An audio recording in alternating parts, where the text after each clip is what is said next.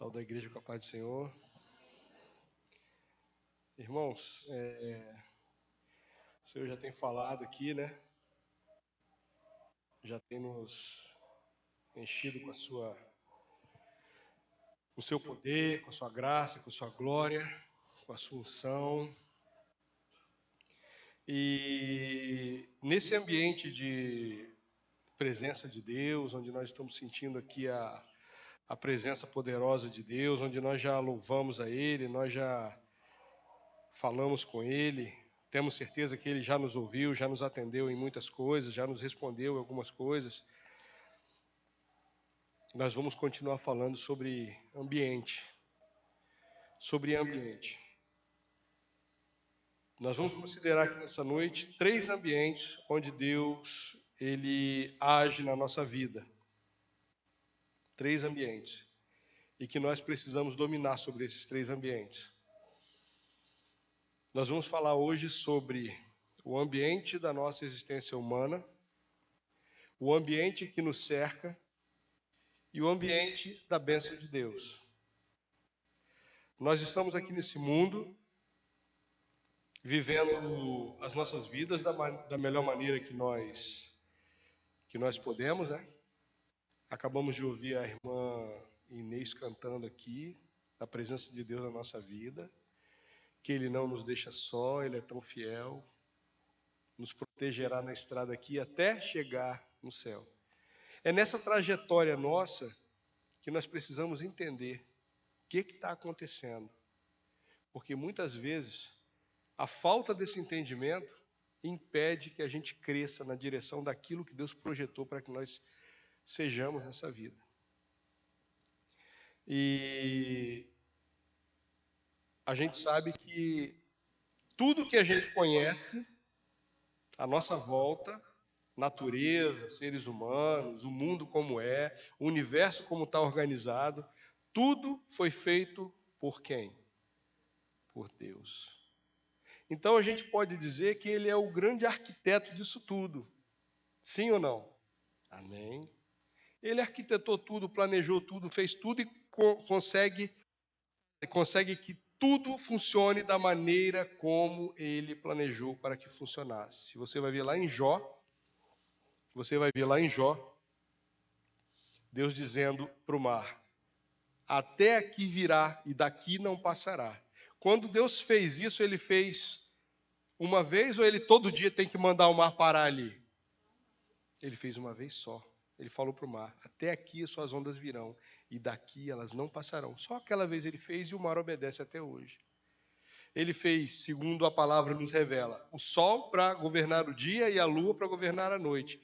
Ele precisa que todo dia comande o sol e a lua, ou tudo já funciona do jeito que Ele fez? Então Ele arquitetou tudo, Ele planejou tudo, Ele estabeleceu tudo e tudo funciona da maneira como Ele planejou. Na nossa vida é a mesma coisa? Na nossa vida tem uma pequena diferença. Na nossa vida, Deus nos convida a sermos o arquiteto da nossa vida.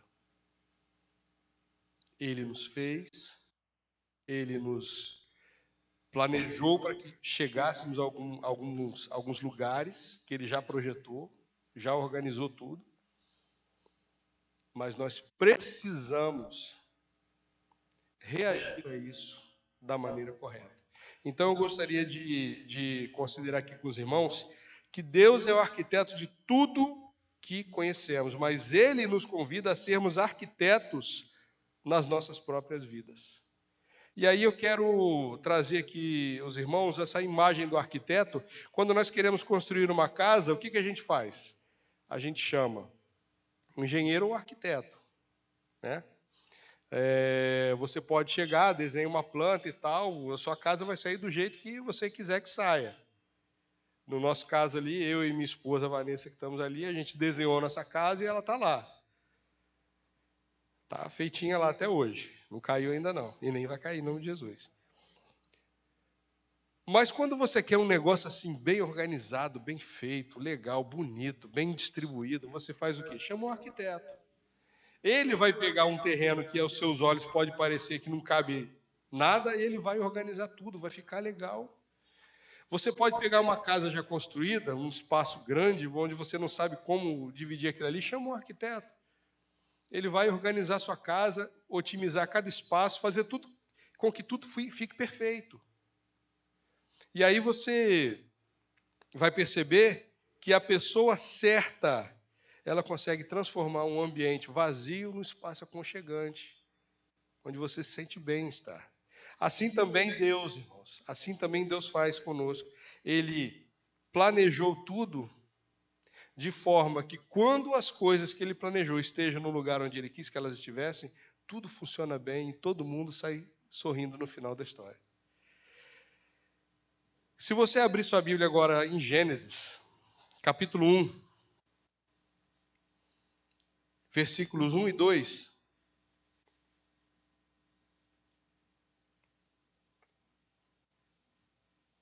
Gênesis 1, versículos 1 e 2. Você vai ver aí. Está projetado ali no quadro ali, irmãos. No princípio criou Deus os céus e a terra. E a terra era sem forma e vazia.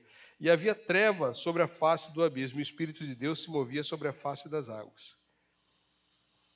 Quando Deus cria a terra, ele cria a partir do que, irmãos? Ele fala aqui nos versículos iniciais, né? Deus criou céus e terra.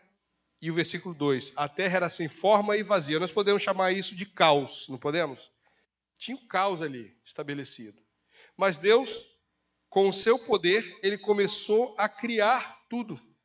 E você segue no relato, você vai ver Deus fazendo passo a passo cada coisa que hoje você conhece, está estabelecida e funciona perfeitamente.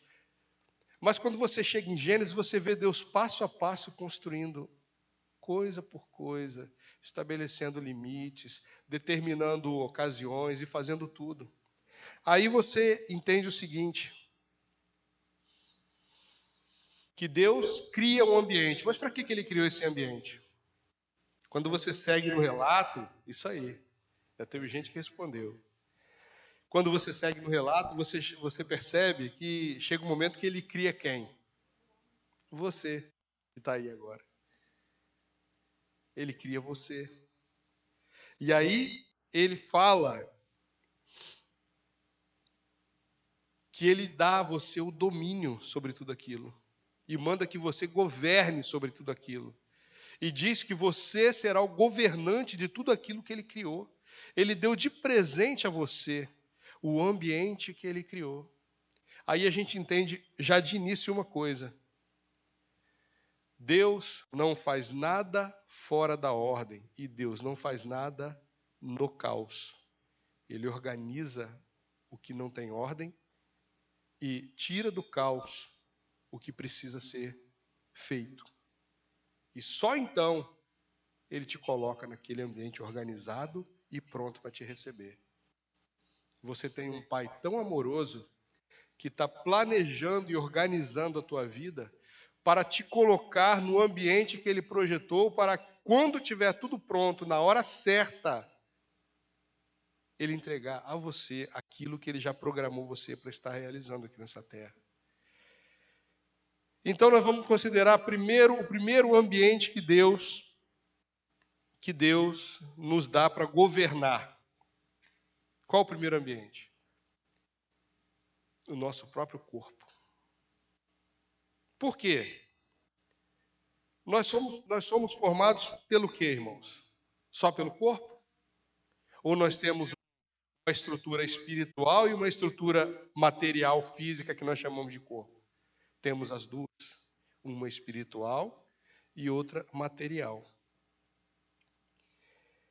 Entre essas duas, a espiritual e a material, o que existe? Entre a estrutura espiritual e a material, existe uma guerra. Existe uma guerra estabelecida entre a estrutura espiritual e a estrutura material que Deus deu a cada um de nós. Vamos ver isso na Bíblia? Gálatas 5, 17 a 25. Vamos ver se essa guerra existe mesmo? Gálatas 5, 17 a 25. Vamos lá. Paulo falando. Gálatas 5, 17 a 25. E ele diz assim, porque a carne milita contra o espírito. A carne luta. A carne está em guerra contra o espírito. E o espírito contra a carne. Porque são opostos entre si, para que não façais o que porventura seja do vosso querer. Mas, se sois guiados pelo Espírito, não estáis sob a lei. Ora, as obras da carne são conhecidas. E aí Paulo dá uma lista de problemas que a gente arruma se não andar em Espírito. Uma lista de problemas. Aí ele fala: prostituição, impureza, lascívia, idolatria, feitiçaria, inimizade, porfia, ciúmes, iras, discórdias, dissensões, facções, invejas, bebedice, glutonaria e coisas semelhantes a essa. Ou seja, ele faz uma lista e ainda fala que tem outras coisas. É muita coisa, gente, que existe para ganhar essa guerra contra o espírito, se nós não vigiarmos. E aí ele continua. E coisas semelhantes a essa, a respeito das quais eu vos declaro, como já outrora vos preveni, que não herdarão o reino de Deus os que tais coisas praticam. Aí ele dá o antídoto para esse veneno que contamina a nossa carne e faz a gente perder a salvação. Qual é o antídoto? O Espírito de Deus. Ele continua, mas o fruto do Espírito é amor, alegria, paz, longanimidade, benignidade, bondade, fidelidade, mansidão, domínio próprio, e contra essas coisas não há lei. E os que são de Cristo Jesus crucificaram a carne com as suas paixões e concupiscências. Se vivemos no Espírito, andemos também no Espírito. Aí a gente vê aqui dois verbos, o verbo viver e o verbo andar. Se vivemos no Espírito, andemos também no Espírito. O que ele quer dizer com isso? Se você cultiva, pratica, trouxe para a sua vida o viver sadio do Espírito, faça tudo no seu corpo, enquanto você está vivendo na sociedade, como resultado da sua vida espiritual santa e pura. Porque quando o seu corpo ele é dominado pelo Espírito de Deus, os resultados disso são o andar no Espírito. Eu, na minha carne, no meu corpo, na minha existência terrena, humana, mundana, eu consigo andar como uma nova criatura. É isso que Paulo está falando. Isento do pecado. E Paulo fala mais uma coisa, irmãos. Que esse primeiro ambiente que nós estamos considerando, que é o nosso corpo, a nossa carne, a nossa estrutura física, a casa onde habita o nosso espírito. Não é assim? Quando a gente vai se despedir de um parente, está aquela pessoa ali deitada. Quem está ali? É só o corpo. O espírito não mora mais ali. O espírito já saiu dali. Então a vida, a nossa vida eterna com Deus, ela não está mais ali. É espiritual. No futuro, teremos uma nova estrutura, um corpo transformado. Mas naquele momento ali, o corpo corruptível que Paulo fala, é aquele que está ali, que vai descer à sepultura. Então a gente pode considerar que a nossa essência verdadeira, eterna, não é esse corpo que adoece, que tem toda essa sorte de doenças que a gente conhece. Agora recente tem mais uma nova, o tal do Covid, que levou tantos conhecidos nossos. Não é essa estrutura eterna. Eterna é o Espírito. Então, e Paulo nos revela aqui, irmãos, como que esse ambiente afeta até aquelas pessoas que estão na linha de frente da vida espiritual. Vamos considerar aqui Paulo. Olha aí Romanos 7. Romanos capítulo 7, versículos do 18 ao 21. Paulo falando da experiência pessoal dele. Paulo falando da experiência pessoal dele. Ele fala, porque eu sei, versículo versículo 18, porque eu sei que em mim, isto é, na minha carne, não habita bem algum, e com efeito, o querer está em mim, mas não consigo realizar o bem.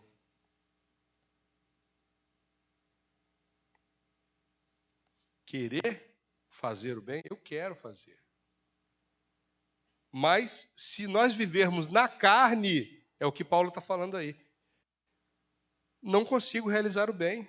Porque não faço o bem que quero, mas o mal que não quero, esse faço. Ora, se eu faço o que não quero, já não faço eu, mas o pecado que habita em mim. Então a gente entende o seguinte: se eu sou uma pessoa dominada pelo pecado,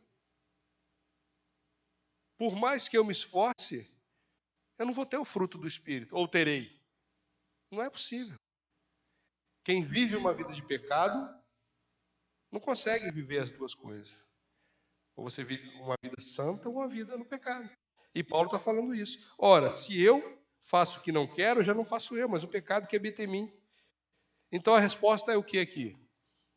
O primeiro ambiente que eu preciso dominar é o meu corpo. E eu preciso, primeira coisa, estabelecer o governo que lá em Gênesis Deus falou que o homem teria sobre tudo que Deus criou e nos deu para governar. Então eu preciso dominar sobre a minha natureza pecaminosa, que o salmista fala que tende ao mal, se inclina para o mal. O coração do homem é o quê?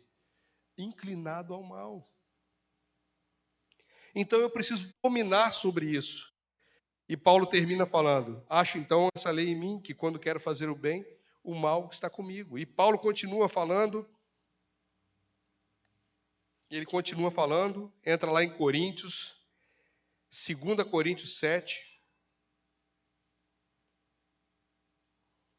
e ele continua dizendo assim: e para que não me exaltasse pelas excelências das nações, foi-me dado um espinho na carne, a saber, um mensageiro de Satanás, para me esbofetear, a fim de não me exaltar, acerca da qual 3 vezes orei ao Senhor para que se desviasse de mim, e disse-me: a minha graça te basta, porque o meu poder se aperfeiçoa na fraqueza. De boa vontade, pois, me gloriarei nas minhas fraquezas, para que em mim habite o poder de Cristo, pelo que sinto prazer nas fraquezas, nas injúrias, nas necessidades, nas perseguições, nas angústias, por amor de Cristo, porque quando estou fraco, aí estou forte.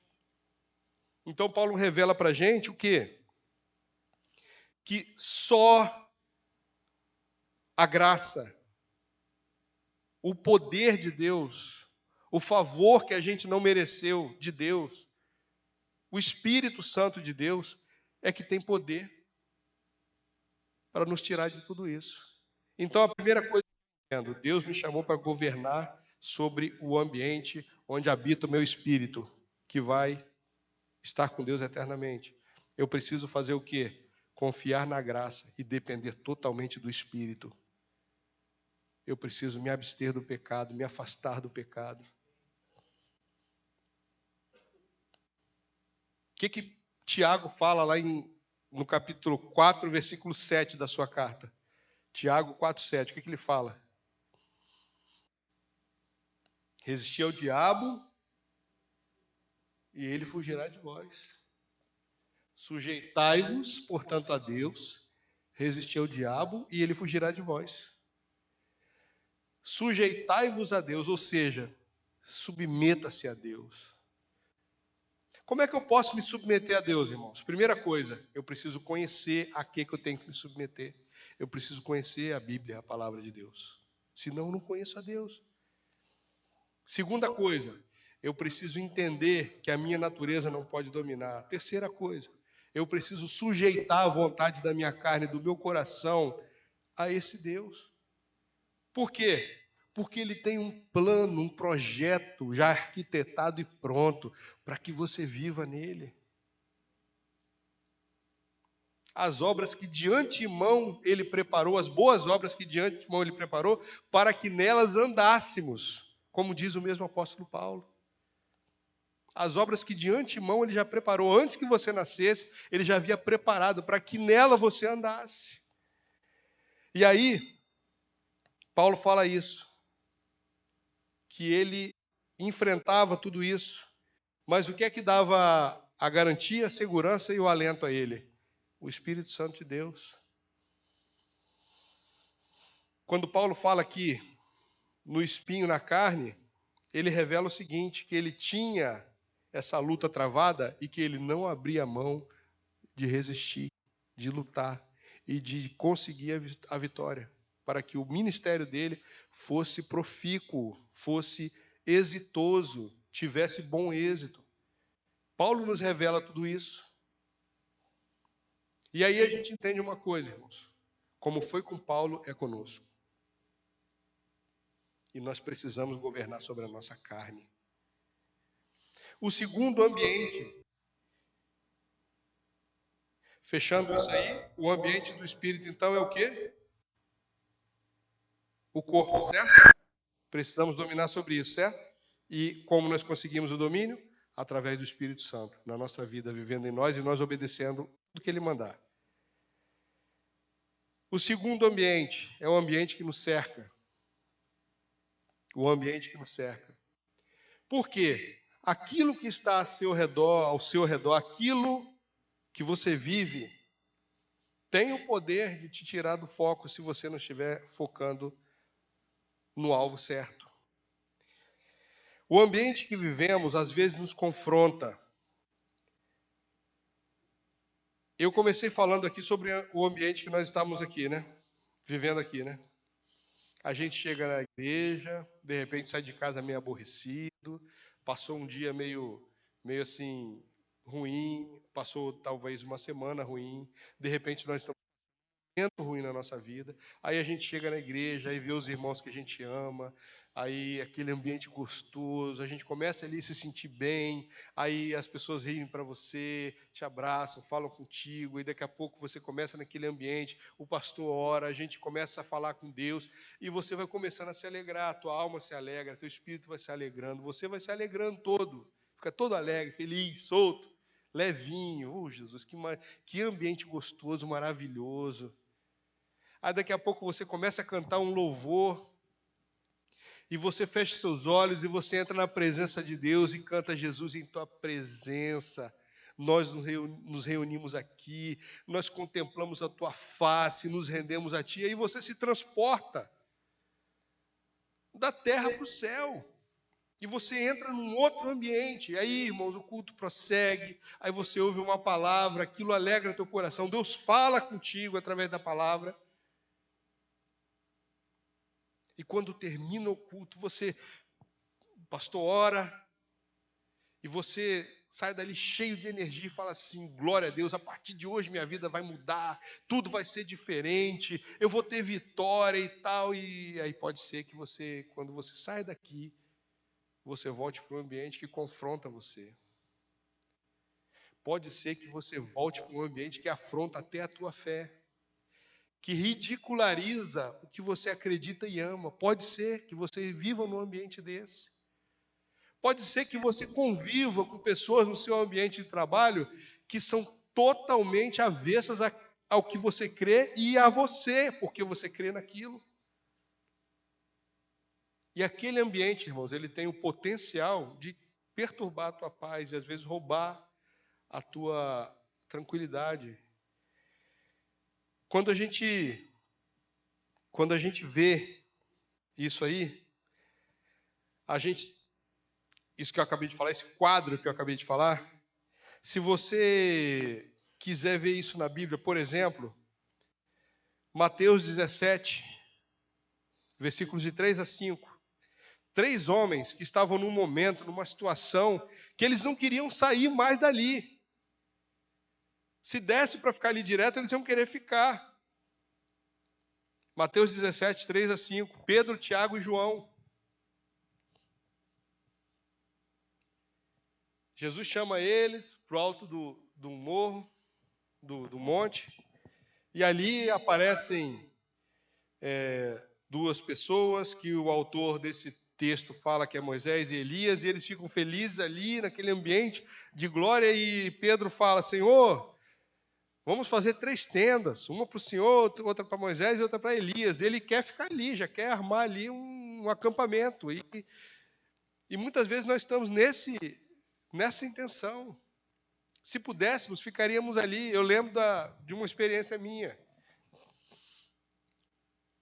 Quando eu tinha lá meus 28, 29 anos, eu peguei 6 meses de licença na Marinha, 6 meses de licença, fui fazer um curso de missionário numa grande organização missionária que tem aí. Irmãos, eu passei 6 meses ali dentro. Você acordava de manhã, 5:30 da manhã, corria, tinha que lavar o rosto, porque 6 horas você tinha que estar meditando na palavra. E aí você meditava na palavra, depois tinha um momento de compartilhar o que você meditou. Cada irmão tinha que compartilhar o que Deus tinha falado ao coração dele através daquele texto bíblico.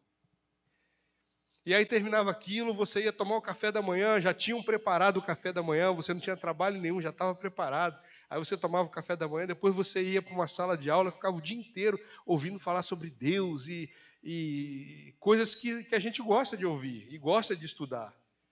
Aí depois saía dali, ia para o almoço já estava pronto, você almoçava, aí tinha um descansozinho breve, aí voltava para a sala de aula. Você quer um ambiente melhor do que esse?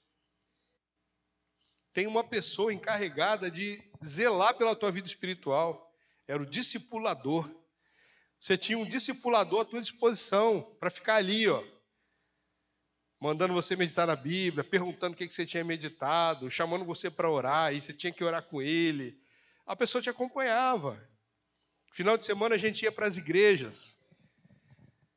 Aí as igrejas recebiam a gente bem, os irmãos levavam a gente para almoçar na casa deles, a gente ia evangelizar na rua.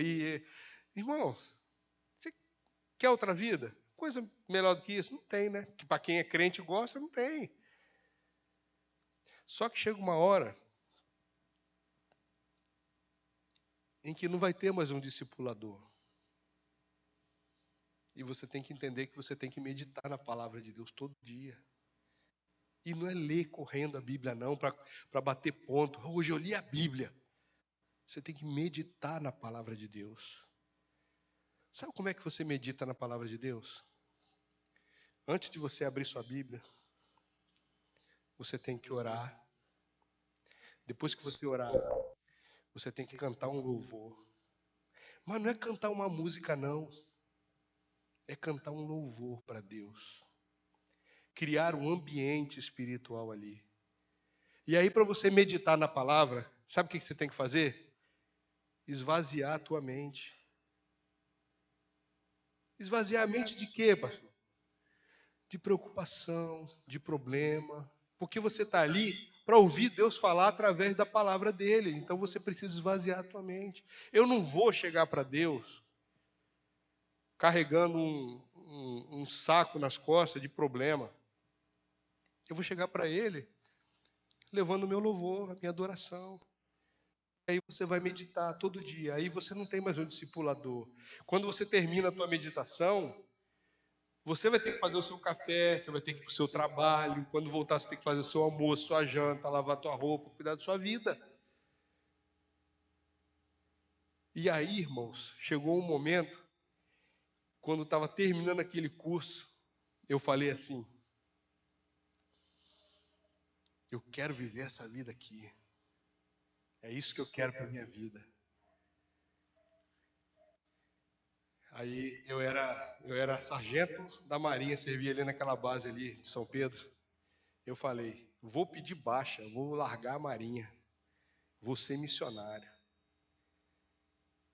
E se você conhece a vida de missionário, a primeira coisa que o missionário tem que ter para ser missionário é mantenedor. Sabe o que é mantenedor? Uma pessoa que vai pingar na tua conta bancária R$10, R$5, R$1, e que vai ter mês que não vai botar nada na sua conta. E você está lá no campo, lá em Beirute, lá no meio do tiroteio lá do Talibã, servindo a Jesus, e o pessoal esqueceu de você. É o primeiro desafio de fé que você tem que ter, é entender que você vai depender de Deus para viver, para comer, para existir. Só que Deus chegou para mim e falou o seguinte: eu não quero que você faça isso. Eu não quero. E não autorizo que você faça isso. Porque eu tenho um outro plano para você, sua vida. Tenho um outro projeto. E Deus me fez voltar para aquela base ali. E eu tive que voltar para servir ali, não querendo. E aí eu confesso uma coisa para os irmãos. Irmãos, eu lembro que quando eu pisei naquela base, eu quase chorei. porque eu estava muito revoltado com Deus. A palavra de Deus diz que a seara é grande e poucos são ceifeiros, não diz? E eu me apresentei como ceifeiro e Deus falou que não me queria. Só que Deus tem um projeto, a gente está falando disso. Então você tem que entender que Deus está preparando o ambiente para você. Hoje, na sua vida, você que está ouvindo isso aí, aqui na igreja ou em casa, eu quero que você entenda, o Espírito Santo quer que você entenda que Deus está preparando o ambiente para te introduzir onde Ele quer que você esteja. Você pode não entender e nem estar vendo, não estar percebendo, mas tudo que está acontecendo coopera para o bem da sua vida, porque você ama a Deus. E aí tudo coopera para o bem daqueles que amam a Deus. E isso está cooperando com a sua vida. Tudo que está acontecendo, Deus está te preparando. Só que você tem que entender uma coisa. Enquanto não aconteceu o que Deus está preparando para você, enquanto você não chegou onde Ele quer introduzir você, você precisa estar glorificando a Ele. Agradecendo a Ele. Senhor, eu não entendo o teu propósito, mas eu estou dentro, estou com o Senhor. Para onde o vento soprar essa vela desse barco, eu vou só mexer na vela para aproveitar o vento que o Senhor está soprando. Eu vou para onde o Senhor mandar. E aí, amém. Para finalizar essa história, passou um tempo, eu acabei caindo num lugar onde precisava de gente para trabalhar. Acabei caindo dentro de uma escola de línguas, de inglês, né? A Marinha mudou o currículo, construiu um prédio com 7 salas de aula, cada sala de aula com 40 alunos. Eu passei 22 anos com uma audiência cativa de 4 vezes 7, 28. 280 alunos todo ano. 22 anos com 200, uma audiência cativa que tinha que ficar me ouvindo. Era obrigado a ficar me ouvindo. Eu passei 22 anos dando aula para aquele pessoal. Irmãos, o plano de Deus é melhor ou não é melhor? Deus falou para mim, você quer ser missionário? Eu falei, quero. Aí ele falou, então volta para onde você estava. Você só foi ali fazer um curso. Volta para onde você estava e é lá o teu campo missionário. Você vai me servir ali. Eu já era do meio, já sabia falar o linguajar que aquele pessoal falava, já conhecia como é que era o ambiente, eu sabia falar com eles. Eu sabia como evangelizar aquelas pessoas. É assim que Deus vai usar você. Como, pastor? Naquilo que Ele te deu o preparo. Você é excelente em alguma área da tua vida. E se você ainda não vê excelência, entenda uma coisa, Deus vai preparar você naquilo que Ele quer usar você. Você consegue ver o desenho de Deus e a assinatura dele nos planos quando você lê a Bíblia? Você consegue ver a arquitetura, o desenho, a pintura de Deus e a assinatura na pintura, na obra de arte na vida de Moisés? Deus falou, você vai tirar o meu povo do Egito. Levou décadas. Mas não foi cumprido? Chegou para Samuel e falou, vai lá e unja Davi rei. Tinha um rei no trono? Tinha. E ele ungiu Davi rei. Davi foi rei? Foi. Levou quanto tempo? Muito tempo. Mas Davi foi rei. E você vai vendo a trajetória dessas pessoas, você vê, tem um Deus à frente disso, Ele está escrevendo essa história, Ele é o autor desse roteiro, e a minha vida também tem um roteiro. Sua vida tem um roteirista, é Deus. Só que Ele chama você para governar. Então esse ambiente, irmãos, que nos cerca, ele pode nos desafiar, nos afrontar, mas Deus nos deu o governo sobre esse ambiente, nós só temos que exercer o governo sobre isso, e através do Espírito Santo, oração, nós vamos vencer. Então esse ambiente,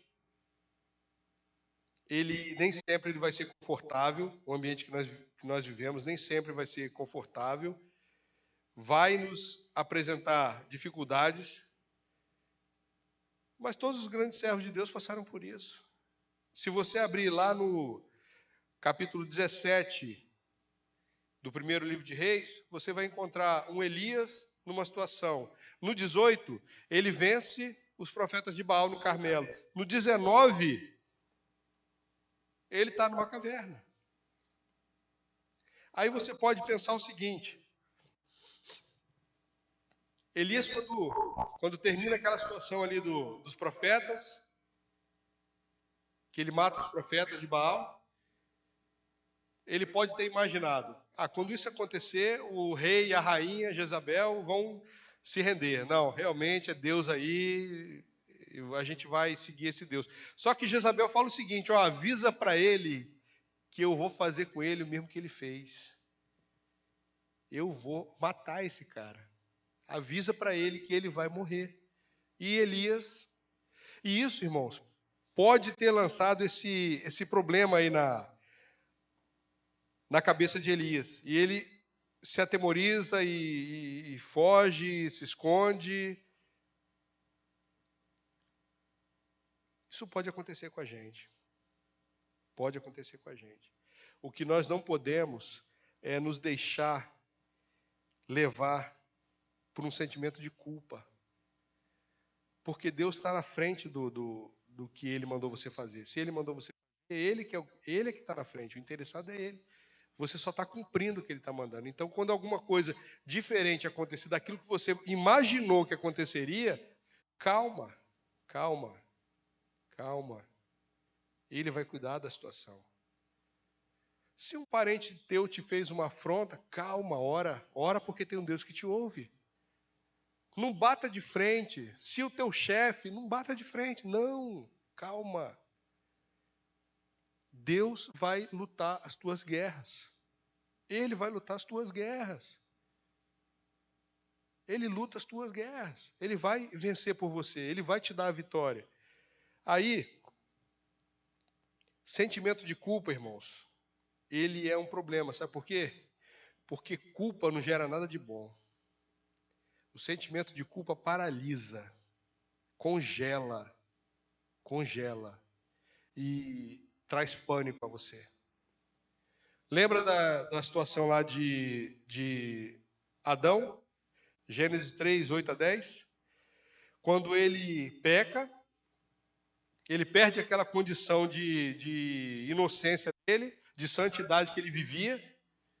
Qual é a primeira coisa que acontece com ele? Ele percebe o pecado dele, ele percebe que ele está nu. Até então ele andava nu e não percebia, porque ele era santo.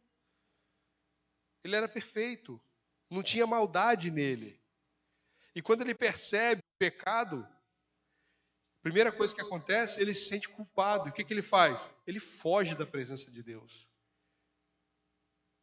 Culpa não ajuda você. O que ajuda você é arrependimento. E tem uma diferença entre arrependimento e remorso.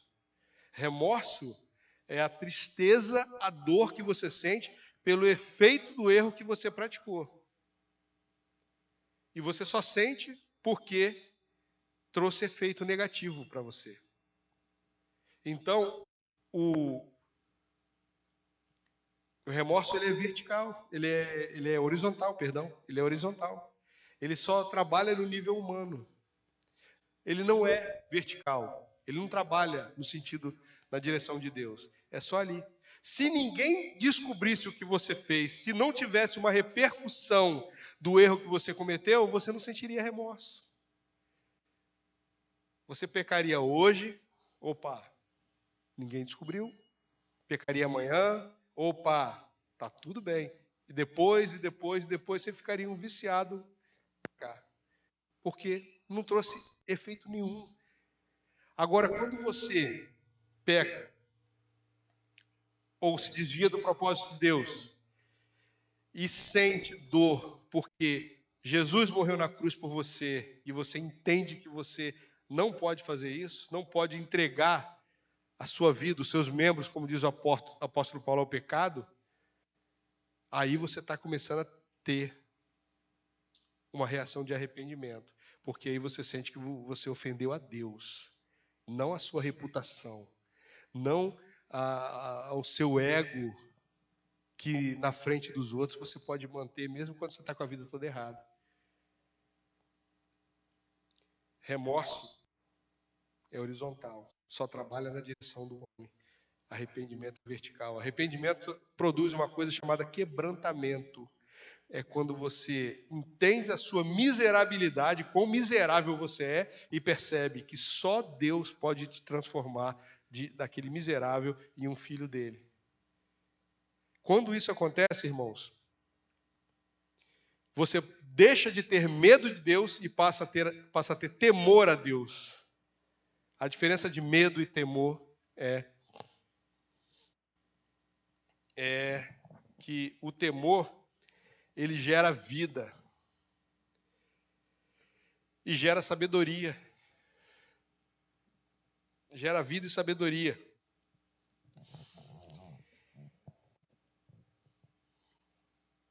Nós temos que buscar arrependimento, irmãos. Temos que buscar arrependimento. Por fim, o último ambiente que nós precisamos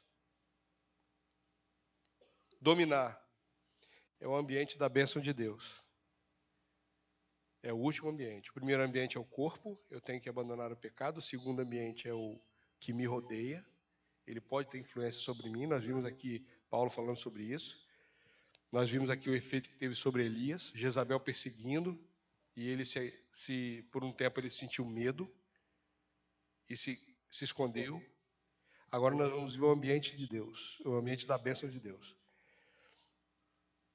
Deus, eu falei no início que Ele está preparando o ambiente para introduzir você na bênção, né? Pode ser que você esteja sendo usado para abençoar muitas vidas e você não percebeu isso ainda.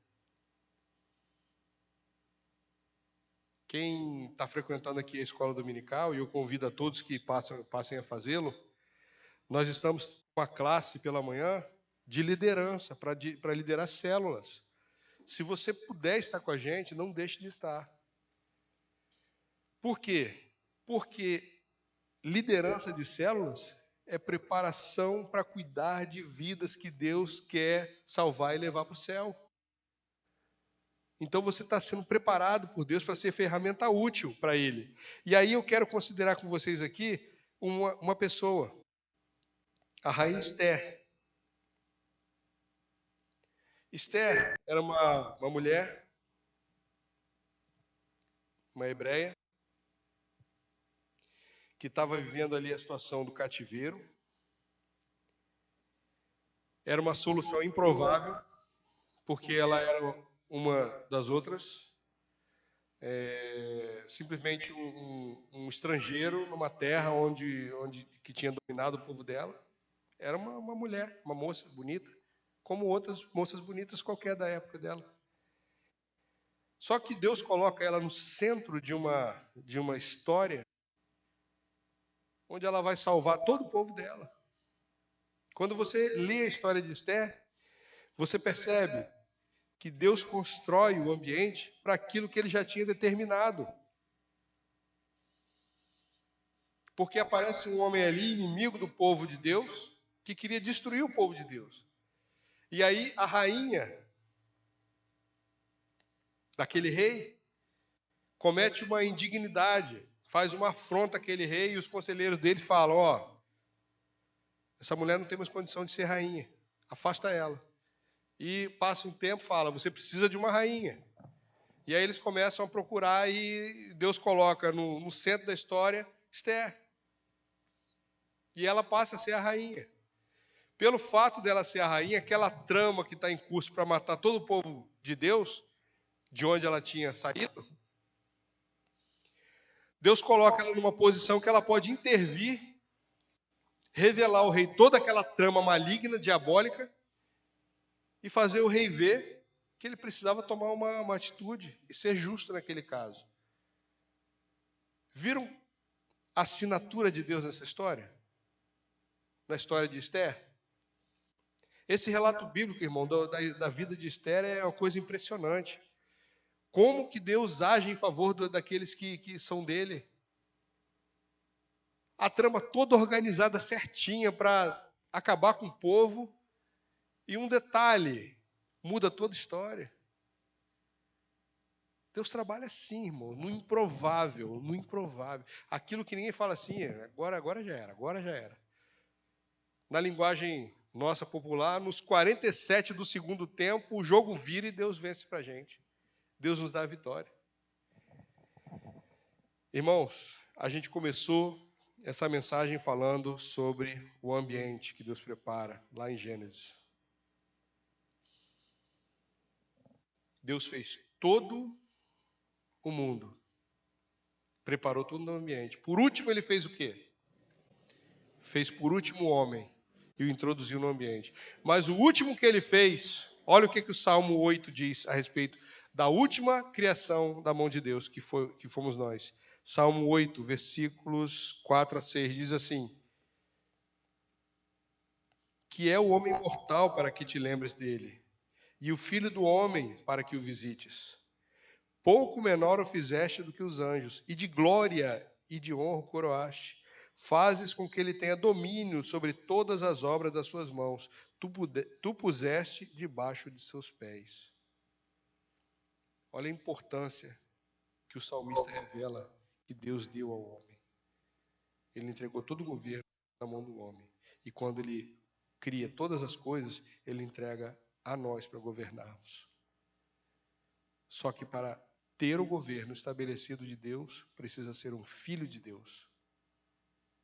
E andar com Deus. E a gente só anda com Deus se nós andarmos em espírito, como Paulo fala. Nós precisamos entender que o tempo pertence a Deus. A hora de nos entregar o que Ele já nos prometeu pertence também a Ele. O que nós temos que ter é alegria no coração por saber quem é o Deus a quem nós servimos.